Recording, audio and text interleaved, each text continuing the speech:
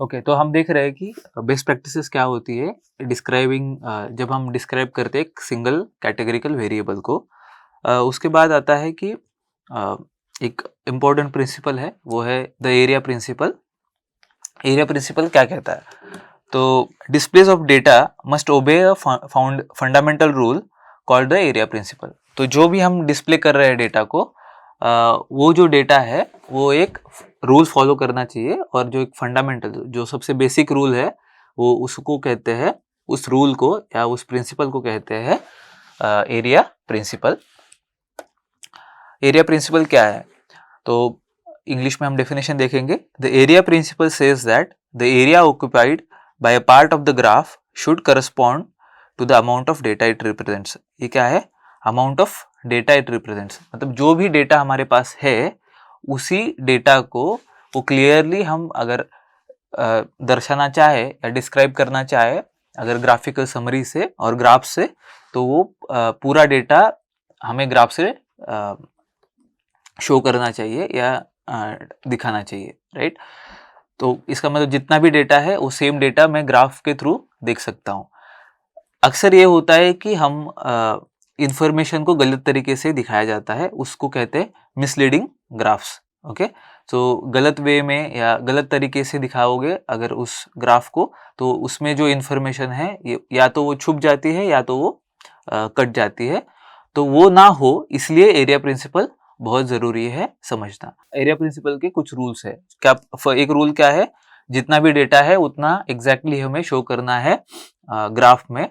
अगर वो rules violate होते हैं, इसका मतलब अगर वो रूल्स हम नहीं मानते हैं और वो रूल्स ना फॉलो करते हुए अगर हम ग्राफ बनाते हैं, तो उसको कहते हैं वायलेशन। उस वायलेशन ऑफ एरिया प्रिंसिपल को कहते हैं मिसलीडिंग ग्राफ्स। तो हम कुछ ग्राफ्स देखते हैं जो है जो मिसलीडिंग्स है, मतलब तो हम ये देखेंगे कि कौन से ग्राफ्स है या कैसे हम डेटा को मिसलीड कर सकते हैं या गलत वे में दिखा सकते हैं। तो पहला है डेकोरेटेड ग्राफ्स। ठीक है, ये जो है पहला ग्राफ जिससे हम एरिया प्रिंसिपल को वायलेट कर सकते हैं। वायलेटिंग एरिया प्रिंसिपल मतलब जो एरिया प्रिंसिपल कहता है कि जो भी डेटा है वो एग्जैक्टली हमें ग्राफ के माध्यम से दिखाना चाहिए, सारा का सारा डेटा उसमें प्रेजेंट होना चाहिए। अगर वो नहीं है तो उसको वायलेशन कहते हैं। तो पहला वायलेशन है डेकोरेटेड ग्राफ्स। पहला वायलेशन है डेकोरेटेड ग्राफ्स। ठीक है, जैसे कि आप यहाँ पे देख सकते हैं, ये मेरे पास डेटा प्रेजेंट है, ये एक चार्ट है। अगर हम इसको देखते हैं कि एक बार ग्राफ है, इसमें आप देख सकते हैं कि टोटल यूएस वाइन एक्सपोर्ट्स का डेटा है, जो यूएस में जो वाइन एक्सपोर्ट होता है उसका डेटा है। कौन सी कंट्रीज में एक्सपोर्ट होता है यूएस के वाइन्स, तो अगर वो यूनाइटेड किंगडम्स में है 150.3 मिलियन डॉलर्स, कनाडा में है 146.8 मिलियन डॉलर्स, जापान में है 82.8 मिलियन डॉलर्स, इटली में है 42.5 मिलियन डॉलर्स और नीदरलैंड्स में 34.4 मिलियन डॉलर्स। अगर आप इसको देखें, इस ग्राफ को देखें या इस चार्ट को देखें, तो आप अगर क्लियरली अगर आप इन नंबर्स को देखेंगे तो यूनाइटेड किंगडम का जो कंट्रीब्यूशन है, राइट, जो एक्सपोर्ट में, यूएस के एक्सपोर्ट्स में, वो सबसे ज़्यादा है। फिर भी आप देख सकते हैं कि अगर इस ग्राफ को मैं नंबर से ना पढ़ूँ तो हमें ऐसे लगेगा कि इटली का जो वाइन एक्सपोर्ट है वो सबसे ज़्यादा है। तो इस अगर इस तरीके से मैं अगर इंफॉर्मेशन प्रस्तुत करता हूँ या दर्शाता हूँ, तो हमें चांसेस है कि हम उसको गलत तरीके से समझ सके। तो इसमें प्रॉब्लम्स क्या है? उसमें कोई बेसलाइन नहीं है। बेसलाइन मतलब जो अभी हम थोड़ी देर में देखते हैं बेसलाइन क्या होता है। तो यहाँ पे प्रॉब्लम्स है नो बेसलाइन। उसके बाद जो बॉटल्स लिखी है जो लेबल्ड बॉक्सेस पे, वो अलग अलग शेप में है, अलग अलग साइज में है। अगर आप यूनाइटेड किंगडम का बॉक्स का साइज देखें और नीदरलैंड्स की बॉक्स का साइज देखें, वो डिफरेंट है, राइट? तो जो बार अगर मैं इसको बार चार्ट के तरीके से देखता हूँ, तो इसमें अगर मैं यूनाइटेड किंगडम का ये जो बार है उसका जो विड्थ है वो कम है कंपेयर टू नीदरलैंड्स। बल्कि नीदरलैंड्स का जो कंट्रीब्यूशन है यूएस वाइन एक्सपोर्ट्स में वो 34.5 मिलियन डॉलर्स है कंपेयर टू यूनाइटेड किंगडम के यूएस वाइन एक्सपोर्ट के कंट्रीब्यूशन से, विच इज 150.3 मिलियन डॉलर्स। तो सही तरीका क्या है इस ग्राफ को देखने का? अगर मेरे राइट साइड पे आप अगर देखेंगे तो ये है वाइन एक्सपोर्ट का डेटा। यहाँ पे आप देख सकते हैं कि ये जो ग्राफ है वो स्टार्ट हो रहा है 0 से, तो इसको कहते हैं, जो ये लाइन है, जो 0 की जो लाइन है, जब 0 से मेरा ग्राफ स्टार्ट होता है इसको कहते हैं बेस लाइन। तो इसका मतलब इसमें बेस लाइन प्रेजेंट है। यूनाइटेड किंगडम का आप देखेंगे, अगर ये बार देखेंगे तो उसका वैल्यूज है 150.3 मिलियन डॉलर्स, राइट। कनाडा की है 146.8 मिलियन डॉलर्स, जापान की है 82.8 मिलियन डॉलर्स, इटली की है 42.5 मिलियन डॉलर्स और नेदरलैंड्स की है 34.4 मिलियन डॉलर्स। तो अगर आप यहाँ पे गौर करेंगे तो यहाँ पे जो जितना भी मेरा डेटा प्रेजेंट है वो हमने एग्जैक्टली जैसा है वैसा यहाँ पे प्रस्तुत किया है, ठीक है। तो जब इस तरीके से मेरे पास इंफॉर्मेशन प्रस्तुत होती है या डिस्क्राइब होती है तो मुझे आइडिया लग जाता है क्लियरली कि सबसे ज्यादा कंट्रीब्यूशन अगर मैं पूछता हूं आपसे तो आप मुझे इस बार चार्ट को देख के बता सकते हैं कि यूनाइटेड किंगडम का कंट्रीब्यूशन सबसे ज्यादा है यूएस के वाइन एक्सपोर्ट्स में, राइट। और सबसे कम किसका है, तो मैं क्लियरली यहाँ पे देख सकता हूँ कि नेदरलैंड्स का है। तो ये जो तरीका है बार चार्ट को रिप्रेजेंट करने का, ये सही तरीका है। तो जो राइट साइड में है वो है सही तरीका और जो लेफ्ट साइड में है वो है गलत तरीका, ठीक है। जो राइट साइड का जो ग्राफ है वो ओबे करता है एरिया प्रिंसिपल और वो एक्यूरेट है, राइट।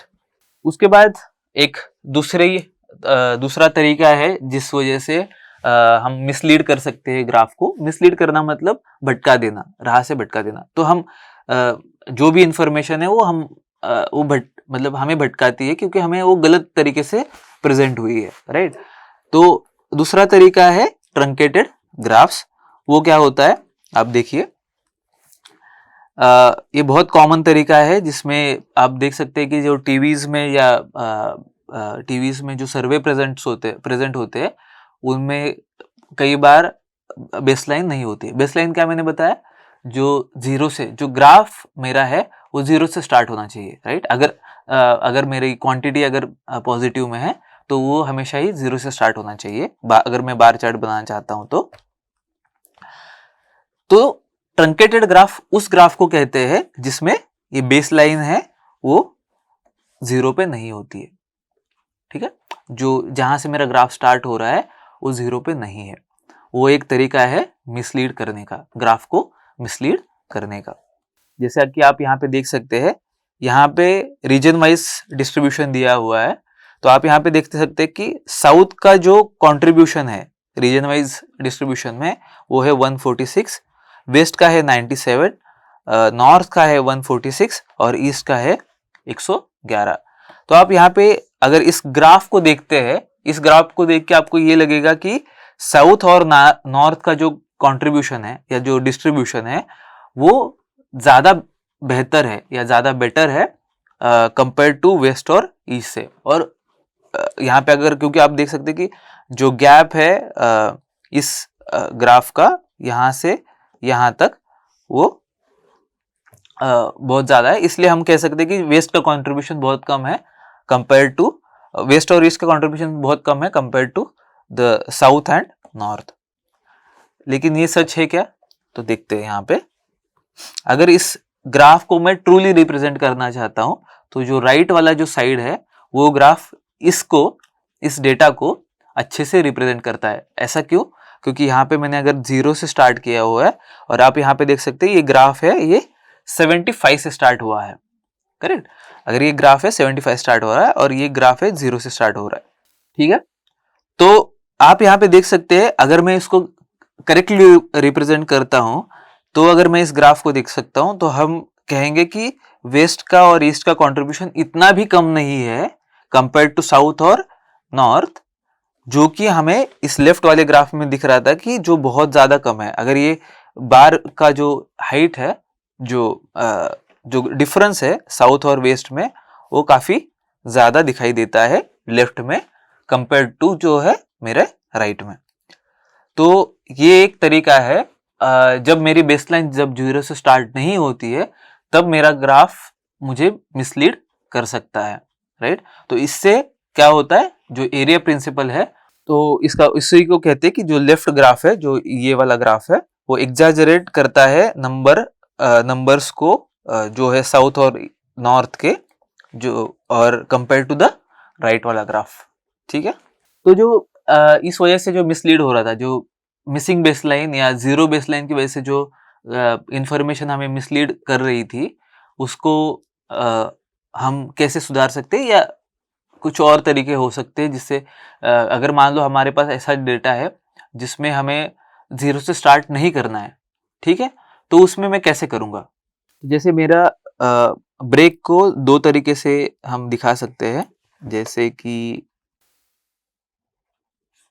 राइट, तो मेरा ग्राफ यहाँ से स्टार्ट हुआ, राइट। सो अगर ये एक्स एक्सिस है और ये वाई एक्सिस है, तो ये जो तरीका है, जो जिगजैग लाइंस है, वो है उसी से हम ब्रेक दिखा सकते हैं, या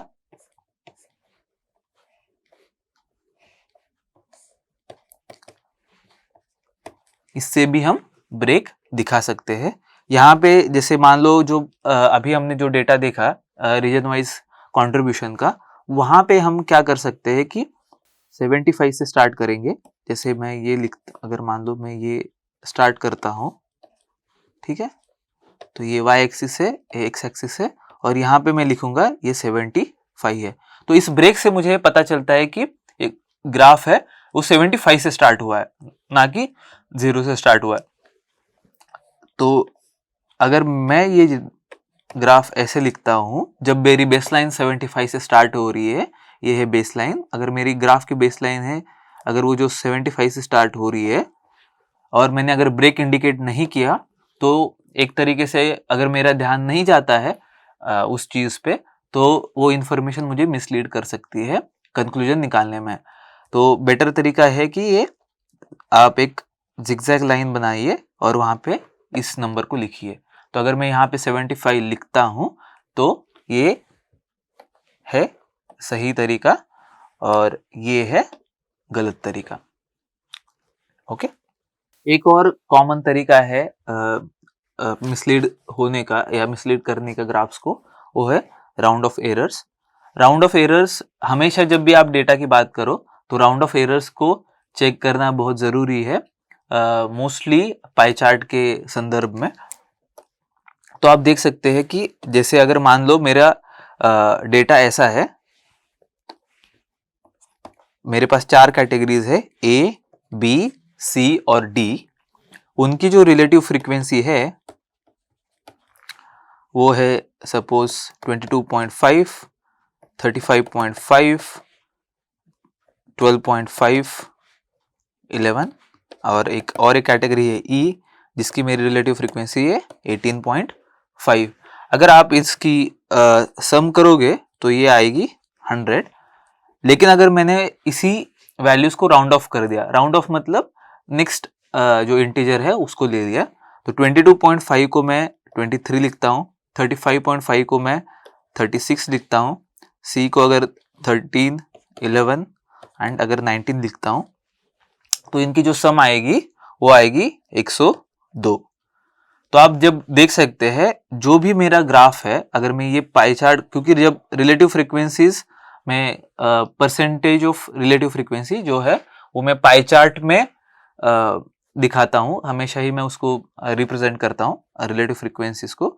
तो अगर मैं ये आप अगर देखोगे तो अगर मैं इनको कैटेगरी में करना चाहूँगा, हमने देखा है कि जो टोटल वैल्यूज है सारी स्लाइसेस की, वो हमेशा एडअप होनी चाहिए या सम अप होनी चाहिए 100 के लिए, राइट। तो अगर मैं राउंड ऑफ एरर करके अगर ये पाई चार्ट बनाने की कोशिश करूंगा, तो जो टोटल है वो 102 हो जाएगी, और उस वजह से मैं करेक्टली उसको उस पाई चार्ट को रिप्रेजेंट नहीं कर पाऊंगा। जैसे आप यहाँ पे देख सकते हैं, हमेशा ही जो मेरे पाई चार्ट है उनकी जो रिलेटिव फ्रीक्वेंसीज है उनका सम 100% होना चाहिए, या अगर मैं उसको अगर पॉइंट में लिख रहा हूं तो वो हमेशा ही रिलेटिव फ्रीक्वेंसीज एडअप होने के बाद 1 होनी चाहिए। अगर मैं परसेंटेज रिलेटिव फ्रीक्वेंसी की बात करूंगा तो सब कैटेगरीज का जो सम है रिलेटिव फ्रीक्वेंसीज का, परसेंटेज रिलेटिव फ्रीक्वेंसीज का, वो 100 होना चाहिए। और अगर मैं उनको वैल्यूज में लिखता हूँ रिलेटिव फ्रीक्वेंसीज को, जैसे 0.2, 0.3, 0.4 जैसे, तब उसका सम 1 होना चाहिए। आप ये एग्जाम्पल के तौर पे ये वाला चार्ट देख सकते हैं। तो यहाँ पे क्या ये पाई चार्ट करेक्टली रिप्रेजेंटेड है कि नहीं, आप ये कैसे चेक करेंगे? अगर मैं इनका सम करूंगा, यहाँ पे 31 है, यहाँ पे 20 है, यहाँ पे 15 है, यहाँ पे 14 है, यहाँ पे 11 है और यहाँ पे 10 है। अगर मैं इनका सम करता हूं तो 101 आ रहा है। तो ये जो पाई चार्ट है उसमें राउंड ऑफ एरर्स को ठीक से चेक नहीं करा है और उसको यहाँ पे बनाने की कोशिश करी है। तो जब अगर इस तरीके से अगर मेरी रिलेटिव फ्रीक्वेंसीज है तो मैं इस चार्ट को गूगल शीट पे नहीं बना पाऊंगा। और दूसरी बात यह है कि ये मुझे गलत इंफॉर्मेशन दे रही है, क्योंकि पाई चार्ट का जो सम होना चाहिए रिलेटिव फ्रीक्वेंसीज का वो हमेशा ही 100% होना चाहिए। तो फाइनली हम देखते हैं सेक्शनल समरी। उसमें क्या है, पहले हमने देखा कि हमारा पर्पस क्या है, उस पर्पस के हिसाब से हम या तो पाई चार्ट चूज करेंगे या तो बार चार्ट चूज करेंगे। अगर मुझे फ्रीक्वेंसी को दर्शाना है तो मैं बार चार्ट यूज करूंगा, अगर मुझे रिलेटिव फ्रीक्वेंसी को दर्शाना है तो मैं पाई चार्ट को चुनूंगा। ठीक है। उसके बाद हमने देखा कि कैसे लेबल करना होता है चार्ट को।